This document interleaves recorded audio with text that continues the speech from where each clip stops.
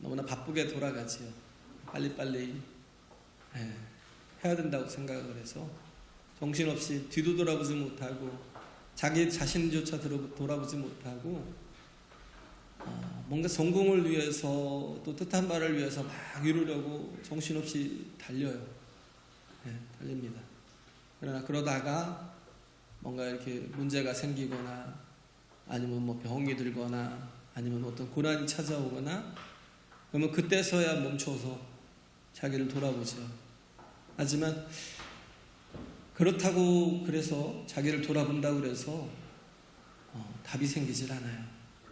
왜냐하면 우리의 모든 문제는 나 자신은 하나님의 말씀으로 나를 돌아볼 때 내가 누군가를 알게 되고 내가 왜 이런 문제 속에 있는가를 깨닫게 되고 내가 어떻게 해야 내가 이 속에서 내가 또 벗어나서 자유를 가지고 참된 삶을 또 살 수 있을까라고 이렇게 돌아보게 되는 거죠.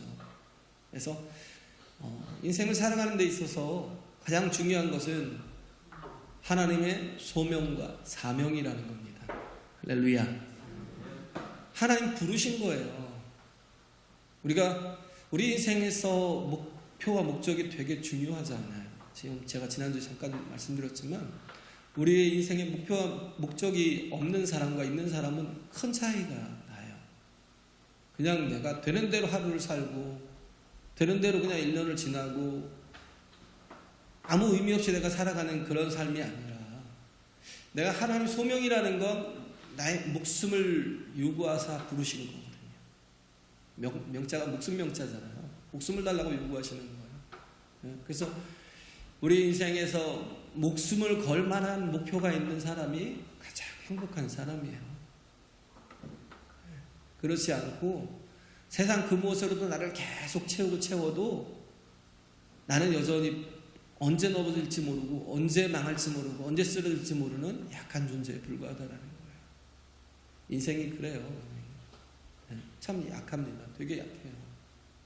그래서 작은 거 하나 때문에 다 넘어지고 아름다운 물레방앗간 아가씨 온유가 그 입시곡으로 많이 불렀던 전지 많이 들어본 그 슈베르트의 가곡 속에 1시간 6분짜리가 길게 나오는 게 있어요. 들어보니까 우리 온유가 되게 많이 불렀던. 왜냐하면 입시곡으로 되게 많이 쓰여지는 거예요. 근데 이제 거기 주인공이 물레방앗간으로 취직을 해요. 물레방앗간은 지금 뭐 삼성 같은데, 삼성. 왜냐하면 1차 산업 때는 최고 좋은 곳이 방앗간이잖아요. 그래서 그곳에서 기쁘게 살아가고 있는데 또 더 좋은 게 뭐냐면 아가씨가 너무 예쁜 거예요. 그래서 그 아가씨 마음에 들려고 열심히 일을 했더니 아가씨는 본체만 체하고 주인만 좋아하더래요. 주인 아저씨만 좋아하는 거예요. 그러다 어느 날 사냥꾼이 한번 나타나기 시작해요. 근데 그 사냥꾼에 뿅 간 거예요, 이 아가씨가. 자기에게 눈길 한 번 안 주던, 마음 한 번 안 주던 그 아가씨가 그 사냥꾼한테 뿅 갔는데 너무 잘생겼고 너무 멋있고 뭐 가슴에 이렇게 털도 수북하고 남자답고 자기는 그 상대에 비해서 볼 때 참 비참하고 좀 불쌍해 보이는 그런 거죠. 그러다가 계속 이렇게 그 난적을 이기려고 계속 시도는 해보지만 결국은 이제 실패하고 나중에 보고는 한 20막 정도에서 조용히 잔잔하게 잠이 들어요. 잠이 드는가, 왜 잠이 드는 거로 끝나는가 보다 했더니 나중에 알고 봤더니 자살을 한 거예요, 자살. 가장 아름다운 곡인데 슈베르트 그가 만든 그 가곡 중에서 지금 얼마나 많은 성악을 하는 친구들이 제일 많이 부르는 곡인데 나중에 보니까 의미 없이 자살을 해버리더라고요. 참 안타깝더라고요.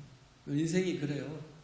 인생이 뭐 오래 살든지 아니면 적게 살든지 의미 있게 살고 가치 있게 살고 또 보배롭게 살아가는 그런 인생이 있는가 하면 그냥 되는 대로 살아가는, 세상에 찌들어서 살아가는, 그냥 만 가지 이유 때문에 막 거기에 대처하려고 이리 부딪히고 저리 부딪히다가 정말 투쟁을 하듯이 노력을 하며 살아가는데 나중에 보면 가치 없는 인생으로 마지막을 마치는,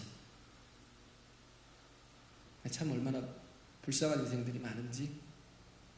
그래서 항상 하나님께서 우리에게 주신 말씀이 그거잖아요. 무릇 지킬 만한 것보다 내 마음을 지켜라. 할렐루야. 내 마음을 지켜라. 왜? 생명의 근원이 이에서 나기 때문에. 첼시의 케파 얘기했잖아요. 첼시의 케파. 그 아주 유명한 골키퍼예요. 연봉이 100억이 넘어요. 100억이 연봉이. 네. 그것도 아주 어린 나이에요. 우리 온유보다 더 먹었을라나 덜 먹었을라나 모르겠지만 참 어린 나이인데 기가 막히게 축구를 해요. 잘 막아요. 연봉이 100억이 넘으면 제가 보기에 옛날에는 그 손흥민 토트넘에 처음에 갈 때보다 훨씬 더 많은 연봉을 받던 사람이에요. 요즘에 안 나오더라고요. 잘. 코로나 때문에 안 나오는 게 아니라 그 전에. 왜 안 나오냐면 실현을 당했다고. 전에 그 사귀던 아가씨가 버린 거예요.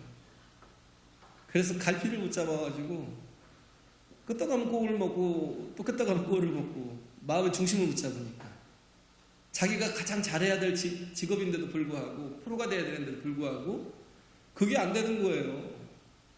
그것도 연봉이 100억이 넘는 선수가. 잘생겼어요. 그잖아요. 골키퍼가 키가 또 거의 제일 커요. 키도 크고 잘생기고. 그런데도 불구하고 별로 이렇게 예쁘지도 않은 그 아가씨가 별로 찼다고, 자기를 사귀다가 찼다고, 그것 때문에 낙심해서 자기 인생을 망치더라고요. 참 보면 사람이 모든 게 다 좋다고 되는 게 아니에요. 마음에 뭐가 있어야 되냐면 기쁨과 평안이 있어야 돼요. 할렐루야. 하나님의 나라가 이런 자의 것이잖아요. 네, 기쁨과 평안.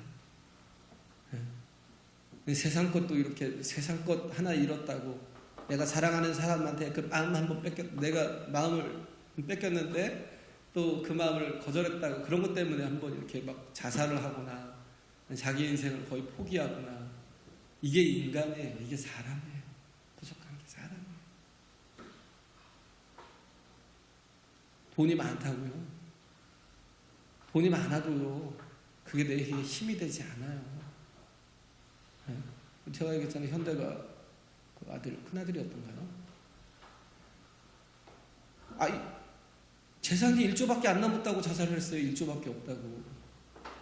1조 나 있는데. 그잖아요. 그런 사람들한테는 한 100억 단위 이상 넘어가면 그냥 더 이상 돈이 아니에요. 그냥 돈으로서의 가치를 느끼는 게 아닌데, 근데도 불구하고 그걸 의지한 거죠. 몇 조가 날아갔는지 모르겠지만 1조밖에 안 남았다고 자살을 했어요. 그냥 떨어져 죽었잖아요. 1조씩이나 남았는데 우리는 생각하기에 억만 한 번 만져봐도 소원이 없겠다는 생각이 드는데 1조를 만지고도 1조를 가지고도 마음이 무너지니까 다 무너지는 거예요. 인생이 그래요. 사람이 내가 나를 돌아보자는 거예요. 자기를 돌아봐야 되는 거예요. 무엇으로? 말씀으로. 할렐루야. 제가 얘기했잖아요. 호치민이라는. 전 베트남 가서 저는 호치민에 대해서 참 이렇게 많은 감동을 받았어요. 그분은 그러니까 그러더라고요. 평생 거의 2끼 먹고 어느 날은 또 하루 한 끼 먹고 나머지 한 끼를 나누자라고. 이제 그렇게 가난한 사람, 없는 사람과 함께 같이 나누자고. 일부러 그 사람이 그래도 최고의 주석이라고 그러나요? 최고의 사람이면 최고의 대우를 받고 살아야 되는데 식사도 가장 간소하게 하면서 그것도 2끼밖에 안 먹으면서 한 끼를 가난한 사람이 나누자고 하니까 자기만 그런 게 아니라 자기 밑에 있는 모든 수반들이 다 같이 그렇게 하는 거예요. 그러니까 굉장히 그 베트남에서는 존중을 하고 존경을 하고 그랬던 사람이 호치민이에요. 그 사람이 가졌던 생각이 뭐냐면 이불변 응만변이라는 말을 그가 죽기 전에 남겼던 말이 이불변. 이는 뭐 써있잖아요. 불변하는 것으로서 만가지 변화되는 것을 대응하자라는 응대하자. 만가지 변하는 것을 변화하는 것에 응대하자. 저는 이 말이 굉장히 마음에 와서 닿더라고요. 야, 이 대단한 사람이야. 우리는 그냥 만가지 그 변화에 계속 대응하려고 이리 부딪히고 저기 사고 치고 막 그러면서 정신없이 살아가고 있는데, 이 양반은 그게 아니에요. 불변하는 것으로서 모든 변화하는 것에 대응하는. 그러니 그 마음에 얼마나 평안이 넘칠까라는 생각이 들더라고요. 우리가 그래야 된다는 거예요. 우리에게 필요한 거는 말씀이 있어야 돼요. 할렐루야. 말씀의 사람. 내가 말씀에 온전한 사람이 되면 그러면 환경과 항상 환경, 형편, 처지, 상황 이것 전혀 이것에 마음이 흔들리지 않아요.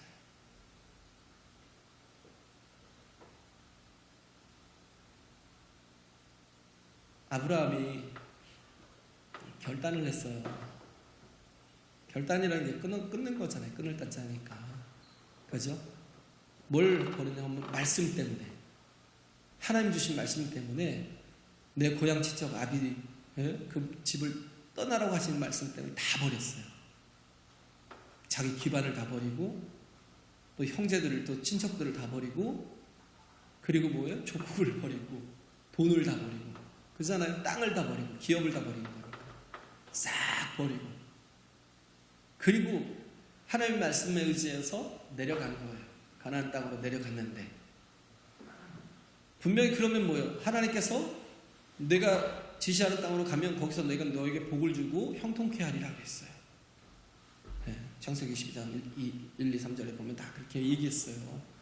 그럼 형통해야 되잖아요. 근데 가나안 땅에 그 초입에 왔는데 거기서도 살 수가 없는 거예요. 그래서 또 옮겨왔어요. 세겜 땅으로. 에발산이 있고 그리심산이 있는 세겜 땅. 모래 상수리 나무 거기까지 내려왔어요. 거기서 어떻게 했어요? 예배를 드렸어요. 하나님께 제사를 드리고 하나님께 경배를 드리고 하나님을 만나 주셨던 곳. 근데 또 세겜에서 다시 어디로 갔냐면 베델로 내려왔어요. 베델로 아이성 또 여리고가 있는 조금 내려가면 예루살렘에 있는 참 좋은 동네 같잖아요. 그런데 거기서도 또 그렇게 또 버티지 못하고 뭐 이게 좀 있겠죠. 사람들의 텃세도 있고 하는 게 있겠죠. 상황이 여의치 못한 게 있겠죠. 거기서도 버티지 못하고 어디로 갔냐면 네겝으로 갔어요. 네겝 사막으로. 그러다가 그것도 안 돼갖고 나중에는 애굽으로 내려갑니다. 사막이니까 나중에 그 네겝 사막에 부엘세바라고 하잖아요. 부엘세바 7개의 우물이 발견됐는데 언제 7개 우물을 팠는데 이삭 때 팠어요. 이삭 때 하나님이 주신 복으로 이삭 때 우물이 나왔기 때문에 그 전에는 완전 사막이잖아요. 그 척박한 땅에서 견디지 못하고 또 애굽으로 내려갔다가 다시 또 올라오죠. 근데 계속 실패하는 것 같은데 그런데도 불구하고 견고한 믿음을 가지고 사는 거예요. 왜 그러냐면 그가 하나님을 예배하는 자리를 떠나지 않았기 때문에. 할렐루야. 하나님을 예배하는 사람이었기 때문에 거기서 얘기하는 거 하고 있는 건 뭐냐면 그가 어느 곳에 있든지 어떤 상황에 있든지 계속 제사하고 하나님께 경배하더라는 거예요. 제사하고 또 경배하더라는 거예요. 그는 계속 예배자로 있었다는 거예요. 그러니까 아주 척박한 상황이 오고 또 연약한 상황이 와도 거기에 굴하지 않고 결국은 또 이겨내고 승리하잖아요.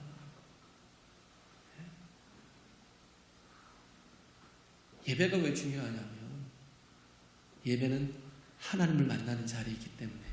할렐루야. 오늘 우리가 예배하는 자리가 하나님을 만나는 자리예요. 저를 만나는 게 아니에요.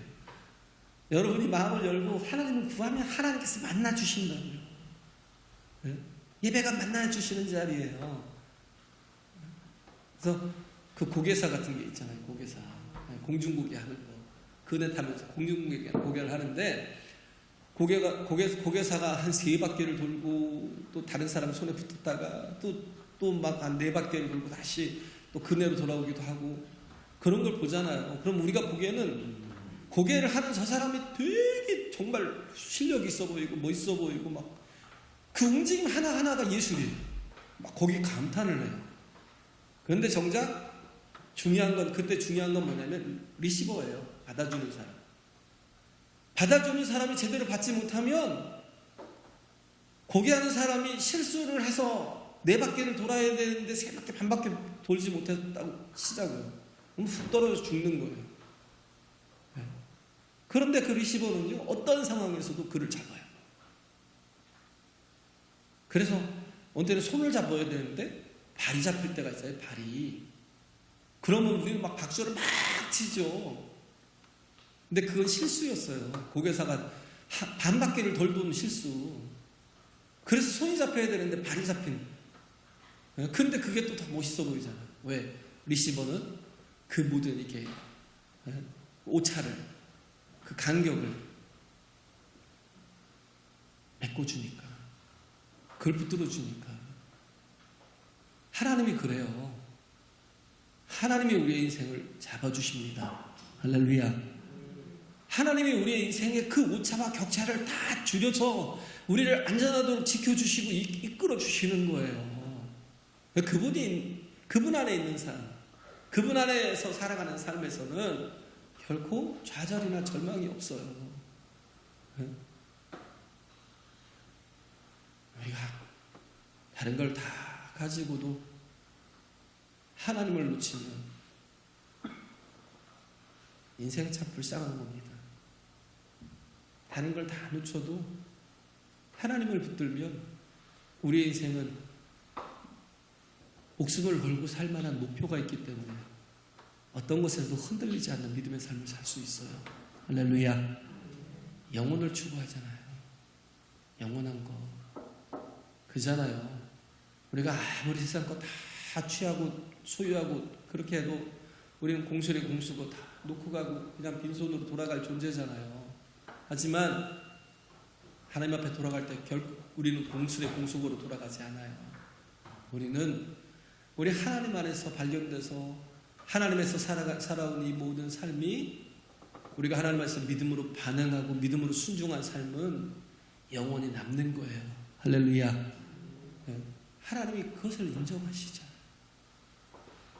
우리에게는 하나님이 계신다고요. 이 온 세상 모든 만물을 지배하신 하나님이 계시잖아요. 우리가 이 바이러스 때문에 되게 무서워하고 떨잖아요. 그잖아요. 바이러스.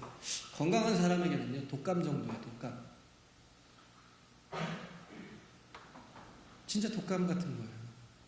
독감에도 사람이 많이 죽을 수 있어요. 그죠? 근데 그렇기 때문에 어떻게 해요? 먼저 백신을 맞잖아요. 백신을 뭐 하는 거예요? 독감을 맞아요. 독감을. 작은 독감을. 그 바이러스를 맞아요. 그래서 어떻게 해요? 적응하는 거예요. 독감 주사 맞잖아요. 우리 어르신들은. 왜 맞아요? 적응하려고. 어떤 센 것이 와도 견딜 수 있어요. 그러니까 작은 걸 맞아요. 우리가 보면 너무 두려워할 거는 게 젊은 사람들은 별로 없어요. 피해가. 있어도 뭐 요즘에 하도 매스컴에 발달되어 있으니까 뭐 어디서 저 젊은이가 한 사람 죽었다. 어디서 누가 죽었다 그러면 다 바들바들 떨어서 그러지. 그런 거예요. 그래서 그 독감이 좀 심해지면 폐렴이 돼서 우한 폐렴이라고 하잖아요. 그래서 그 바이러스에 우리가 별로 이렇게 두려워할 건 아닌데 너무 온 세상이 두려워하고 있으니까 물론 이제 누구에 피해를 줄 수 있으니까 그럴 수도 있겠죠. 그러나 어떤 것도 우리가 보면 해가 될 게 없어요. 지금 가만히 보면 그렇잖아요. 독감도 잘 적응하면 그것보다 좀 센 것들이 와도 얼마든지 이길 수 있으니까 또 오히려 감사할 일이잖아요. 그죠? 또 보면 그런 거 말고 또 이렇게 뭐 칼로리 같은 경우도 옛날에는 못 먹으면 뭐 칼로리가 없으니까 정말 가장 두려웠잖아요. 못 먹고 살고 그러다가 이렇게 죽을 것 같아서. 요즘은요 칼로리 줄이려고 애를 쓰잖아요. 왜? 과칼로리가 사람을 죽인다고. 과칼로리가 사람을 죽인다고요. 그러면서 참 어떻게든 몸무게를 줄이고 칼로리를 줄이려고 그렇게 애쓰잖아요. 그러니까 짐승들도 보면 칼로리가 과한 것은 오래 못 살더라고요. 칼로리가 좀 부족한 것들이 그래도 장수하더라고요. 우리가 모든 걸 다 소유해야 모든 게 다 유익이 될 게 아니라 어떤 것도 보면요 내가 선택하는 거죠. 특히 뭘 선택해요? 감사를. 할렐루야. 어떤 상황에서도 말씀이 있는 사람은 뭘 선택하겠어요? 감사를 선택해요. 어떤 상황 속에서도 감사를 선택하면 왜 선택할 수 있어요? 하나님이 나를 붙드시고 나와 함께 하시니까. 할렐루야. 하나님이 나의 주관자시니까 그가 나의 리시버가 되시니까. 그래서 마지막 때에 다시 나를 받아주실 분이니까. 예? 그러니까 하나님이 계신 사람은 하나님이 그 안에 있고 그가 하나님의 안에 있는 사람은 어떤 경우에도 흔들리지 않고 이런 모든 걸 다 감사로 받아요. 감사로. 요셉이 그랬잖아요. 요셉이 가만히 보면 뭐 창세기 39장 1절에 보면 1절부터 보면 그가 아라비아 상인에 의해서 팔려가잖아요. 팔려가는데 그가 애굽 사람 그 바로의 그 시위 대장인 보디발에게 팔려가는 거예요. 그 과정이 1절에 쭉 나열을 했지 뭐 상인이 팔았고 얼마를 벌었더라 그런 게 없어요. 가만히 보면 뭐냐면 이게 그렇게 기록한 이유가 하나님이 주관하심이 있다는 거예요. 나중에 45장에 보면 그러잖아요. 45장 창세기 45장 우리가 보면 상황만 보고 환경만 보면 형들이 나를 팔았으면 얼마나 원망하겠어요. 그잖아요. 상인이 또 그를 갖다가 보디발에다 집에다 팔았으니 얼마나 또 그것도 노예로 팔았으니 얼마나 또 원망스럽겠어요. 그 상황을 가만히 보면 다 사람이 원망스럽잖아요. 그런데 결코 사람을 원망하지 않아요. 그 어떤 것에도 위축이 되지 않아요. 나중에 형들을 만났으면 보복하고 복수를 해야 되잖아요. 그런데도 불구하고 거기에 전혀 반응이 되죠. 형들께서 나를 팔았다고 고민하지 말라는 거예요. 형들이 나를 팔아서 내가 이렇게 된 게 아니라 하나님께서 나의 가족들을 구원하게 하시려고 형들보다 앞서 보내셨대요. 할렐루야. 이게 뭐예요? 모든 것은 다 하나님이 주관하신다는 거예요. 내가 정말 이렇게 정말 악한 형들 때문에 내가 이렇게 개고생을 하고 악한 형들 때문에 내가 이렇게 노예로 팔리고 보디발의 아내가 나를 또 농락하려다가 그러다가 또 나를 또 모함을 해갖고 내가 감옥에 가고 이런 거에 대해서 휘둘리지 않는 게 왜? 모든 것을 다 주관하시는 이가 나를 주관하시는 분은 하나님이시다라는 걸 믿었기 때문에. 할렐루야. 그렇기 때문에 뭐예요? 거기에서 최선을 다하잖아요. 거기서 최선을 다하잖아요. 왜? 하나님이 함께 하시는 걸 아니까. 하나님이 함께 하시니까 어떻게 해요? 그에게 형통함을 더하시잖아요. 우리에게 정말 신앙생활을 하는 사람에게 있어서 가장 또 중요한 단어 중에 하나가 뭐냐면 살라우, 형통. 그 리버풀에 가장 메시같이 축구 잘하는 살라가 있잖아요. 살라가 그 발음하고 비슷한 것 같아요. 살라우, 형통. 형통이라는 건 모든 게 다 잘 되는 거잖아요. 근데 두 번째 뜻은 뭐냐면 어떤 환경에서도 그냥 전진해 갈 수 있는 거예요. 어떤 환경에서 매몰되거나 어떤 환경에서 머물거나 어떤 환경에서 퇴보내는 게 아니라 전진해 가는 거. 어떤 목적을 향해서 전진해 가는 거. 요셉은 그걸 갖고 있었던 거예요. 전진해 감을. 왜? 하나님 함께 하시니까. 하나님이 주시는 거는요. 회전하는 그림자가 없대요. 야고보서에 보면. 회전하는 그림자라는 게 뭐예요? 우리에게 부작용이 없다는 거예요. 부작용이 하나님이 주시는 것들은. 할렐루야.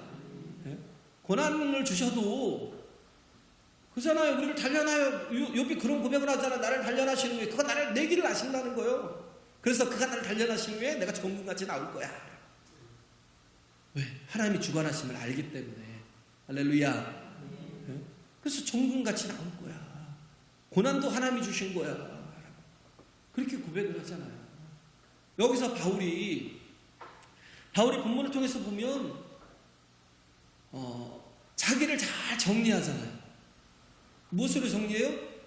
하나님의 뜻 가운데서 자기의 이렇게 된 이런 일들이, 자신이 예루살렘으로 갔는데 거기서 붙잡혀서 나중에는 이제 뭐 40인의 그 별사대가 생겨가지고 바울이 죽기 전까지는 우리가 밥도 먹지 않고 뭐 그러겠다고 그러니까 그 소식을 듣고는 어디로 옮겼냐면 가이사랴 빌립보로 옮겼어요.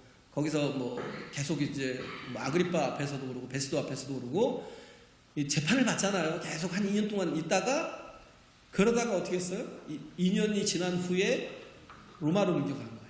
그것도 죄수로 옮겨갔는데 어떻게 보면 정치 사범도 아니고 종교 사범이기 때문에, 그래서 네가 세를 얻어갖고 너는 그냥 자가 격리해라 그랬어요. 자가 격리하고 뭐 병사들을 갖다 붙여놓은 거죠. 못 움직이게. 그 자가 격리했을 때는 그래도 어느 정도 좀 자유가 있었어요. 사람들이 들락날락 거리고 또 그러면서 또 복음도 전하고, 교회처럼 또 자기의 어떤 그 공간을 활용하기도 하고 그렇게 썼어요. 그런데 어느 날 갑자기 어디로 갔어요? 그 시리대 감옥 속에 갇혀버린 거예요. 이런 아주 비참한 상황을 맞이한 걸 빌립보 교인들에게 설명하고 있는 거예요.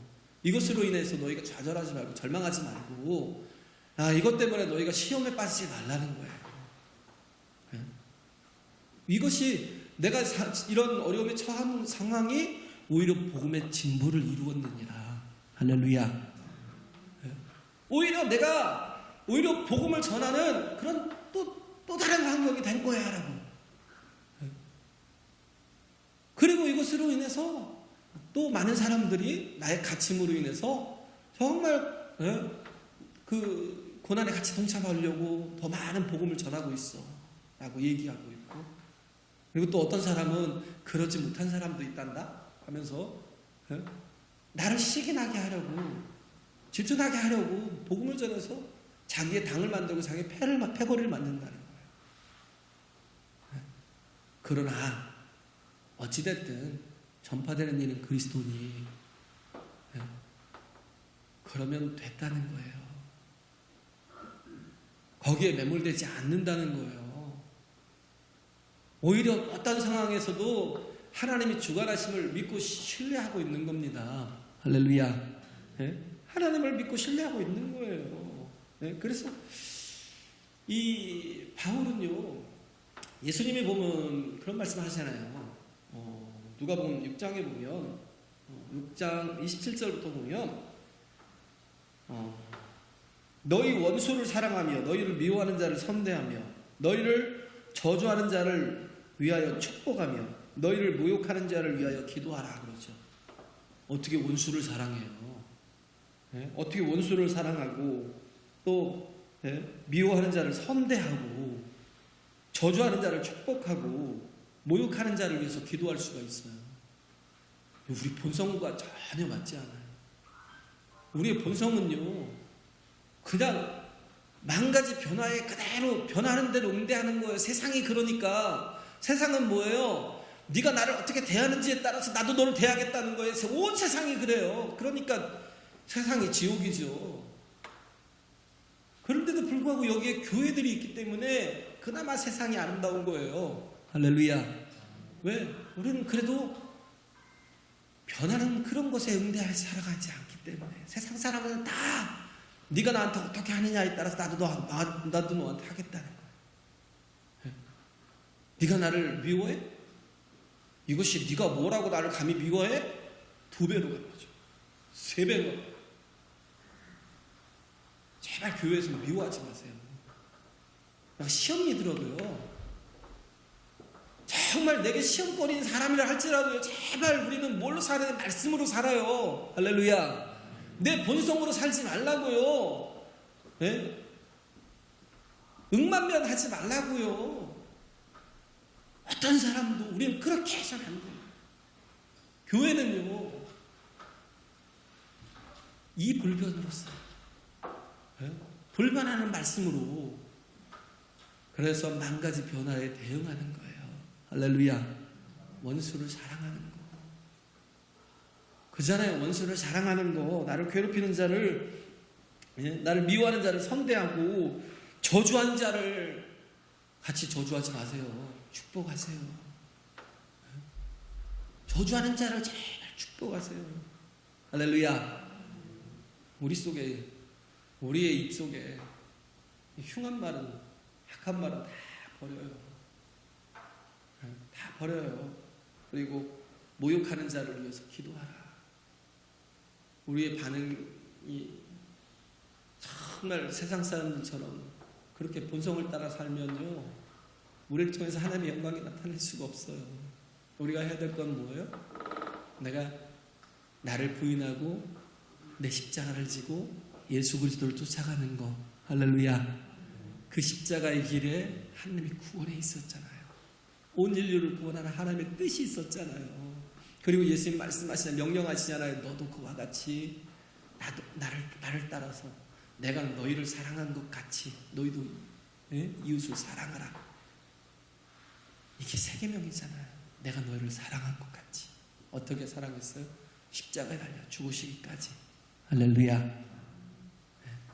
바울의 사랑이 어떤 환경에도 흔들리지 않고, 어떤 사람에도 그 사람의 하는 행동에 따라 대응하지 않았어요. 끝까지 사랑했어요. 요한복음 13장 1절에 있는 말씀, 예수님께서 자기 백성들, 자기 사람들을 사랑하시되 끝까지 사랑하시고, 그들이 예수님을 부인하고 예수님을 저주하며 부인하고, 그런 베드로일지라도 예수님 찾아가셔서 네가 나를 사랑하느냐 하면서 다시 예수님께서 베드로를 또 마음을 붙들어 주신 것처럼 우리가 해야 될 것, 정말 우리가 이렇게 정말 이 마음을 가지고, 하나님의 마음을 가지고, 불변하는 말씀을 가지고, 이것이 우리 중심이 되고 기준이 되어서 우리 만 가지 변화는, 모든 변화에 대처하는 하나님의 자녀들이 되시길 간절히 바랍니다. 기도하겠습니다.